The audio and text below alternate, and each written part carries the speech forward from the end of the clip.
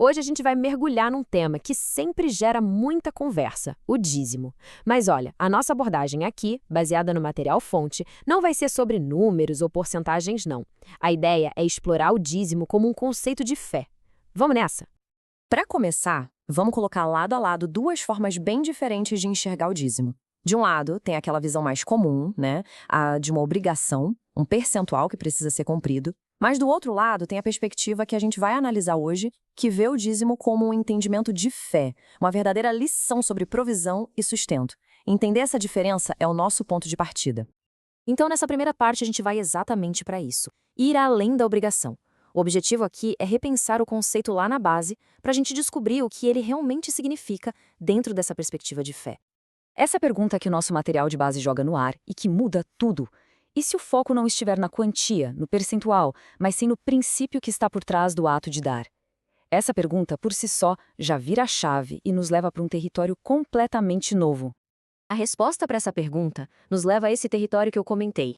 Um lugar onde o dízimo deixa de ser visto como uma regra para se tornar uma ferramenta de ensino. Isso mesmo, um recurso pedagógico para o nosso desenvolvimento. O termo que a fonte usa é esse aí, pedagogia didática. E o que isso quer dizer na prática? Significa que o dízimo é visto como um método, sabe? Um recurso que nos ajuda a desenvolver habilidades e a entender de um jeito mais claro alguns conceitos, como generosidade e a ideia de dependência divina.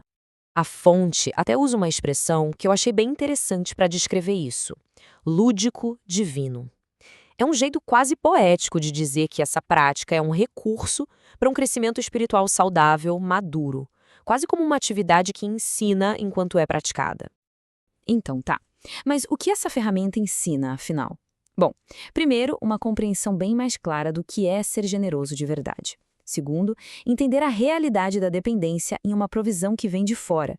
E terceiro, como tudo isso nos ensina a ter uma relação mais justa tanto com Deus quanto com as outras pessoas.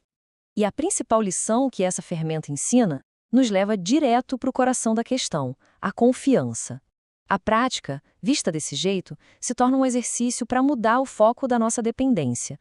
O primeiro passo desse processo, de acordo com a fonte, é este aqui: deixar de confiar só nas próprias forças, no próprio dinheiro, naqueles recursos que a gente acha que controla. É, antes de tudo, um ato de desapego. E logo em seguida vem o segundo passo, que completa a ideia.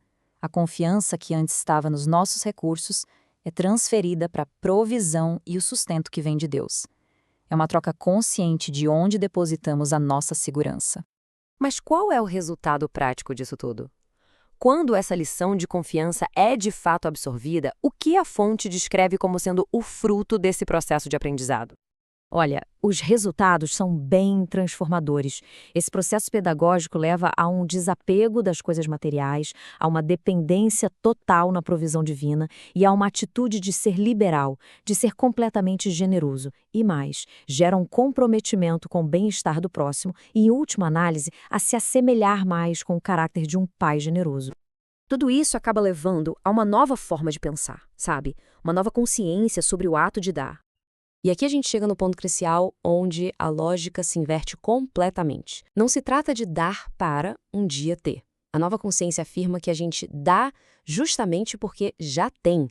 O ato de dar é uma consequência, não uma causa. E aqui o ciclo se fecha perfeitamente. Damos porque temos e temos porque somos providos. Nessa visão, a generosidade não é a causa da provisão, mas sim o seu resultado. É uma mudança de perspectiva que coloca a gratidão como verdadeiro ponto de partida de tudo. E todo esse raciocínio nos leva a esta citação, que encapsula perfeitamente essa filosofia. Se a generosidade flui de um estado de provisão e gratidão, então o ato de dar se torna de fato a maior bênção. É uma ideia poderosa para a gente refletir a respeito. Obrigado por nos acompanhar nesta análise.